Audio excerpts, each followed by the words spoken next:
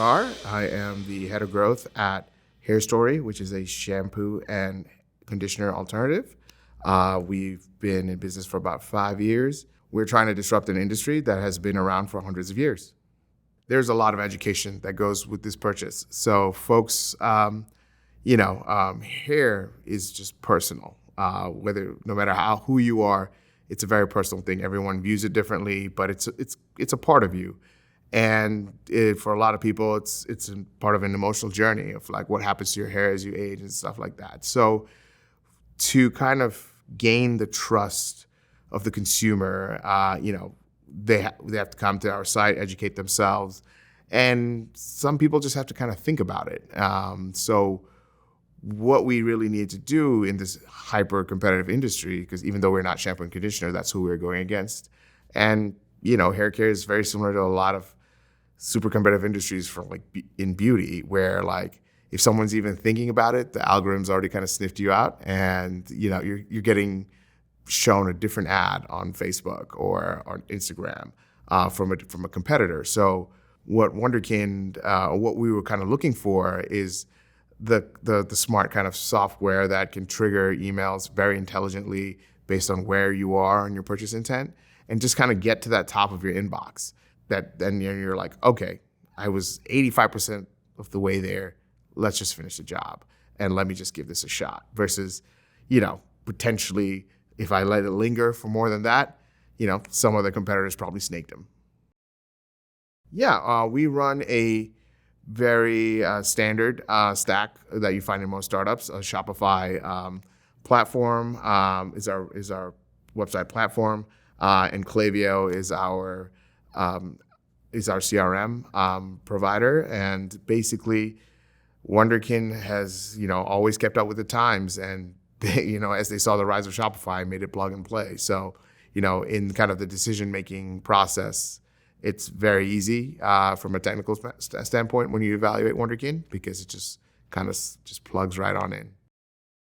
Looking across the tech stack, I think definitely it's much easier to see the value in things that deal with the retention side of the business clearly, because things that help you kind of extract more and more revenue from your existing customers is kind of the easiest way to kind of get your baseline revenue, because acquisition, as we all know, we're in a weird place where things fluctuate. One day it's Meta, the next day it's TikTok. So things like Wunderkind that kind of really kind of supercharge my retention efforts and my CRM efforts definitely give me a lot of value. At Hairstory, we're almost at 7x ROAS. There are other things that play well with Wunderkind, like Relo and things of that nature, that AI kind of plays that kind of work well with Wunderkind for that kind of target the right customer at the right time based on studying the Shopify data. That also gives a multiplier on the ROAS. So definitely tools like Wunderkind that kind of play well across the retention tech stack are the ones that I'm seeing the biggest bang for the buck from. I think Wunderkind, the main way we evaluate it is the amount of incremental revenue that the triggered email flows provide after we implement it. So basically, we want to make sure the lift we have our prior old flows, and basically we take the new revenue number that Wunderkind is bringing and just compare it to the old, and that incrementality is kind of how we evaluate it. Fun fact about me is this is the 4th time I've implemented Wunderkind, and most of the time it has at the very least given me a 5-time return on the investment. So that's awesome. Where else have you? We have implemented Wunderkind at Nutrafol, Cup, which is a DTC lingerie startup, Blue Apron, and now at Hairstory. Adaptability is generally something that I look for, and from a customer success team.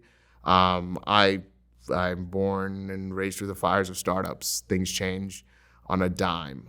So multiple vendors, multiple reps have stepped up to help me out on a Friday afternoon when I get a mandate that, hey, I got to conserve cash burn, or I got to change the discount out, and so on and so forth. So that adaptability, that, hey, I'm not kind of nickeling and diming you for everything. It's like, we're here, we're partners with you, and you grow, we grow, and that's why I love contracts that are set up where our incentives are aligned, where if the company's making money, all my vendors and partners make money with me. It's odd for me to describe a value of a tech vendor like this, but I think they care. I think that's a huge part. Through my 4 implementations with Wunderkind, I never felt like, oh, they're just trying to sell me this tech and they don't ever want to see me again.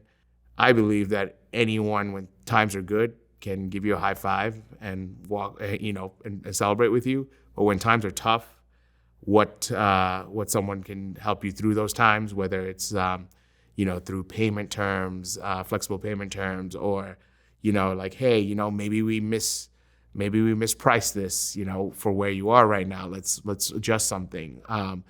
That kind of care and concern of like, how, I feel that Wunderkind, as strange as it sounds, is vested in me and my career to be successful. And I don't think that's anything to do with the fact that I keep coming back to Wunderkind. So they've always just been there, no matter how good or how bad times have gotten. Even when I'm not working with Wunderkind, they just check in to see how's it going, and in a very sincere way, not trying to sell me or anything like that. I have put quite a few of your customer success and account managers through Wunderkind the ringer, last minute requests before a long weekend, so on and so forth. Always willing to step up and help out with a smile. All that being said, so that's where I think the word care really just comes to the top of mind for me. Hairstory, when we brought on Wunderkind, was going through a very transitional time, transition in leadership, transition in overall strategy, and so on and so forth. So while the return I always knew was coming, what I was kind of wondering how this iteration of Wunderkind would go would be, would they be able to adapt with kind of the craziness going on within, the restructuring of the company? And, they stepped up to the plate, whether it's from a design perspective. We went through a creative refresh, no questions asked, updated all the templates, so on and so forth. And, if I did this by myself, one thing I have to consider is the cost of design and coding in and setting up all these, trigger flows and maintaining all these trigger flows.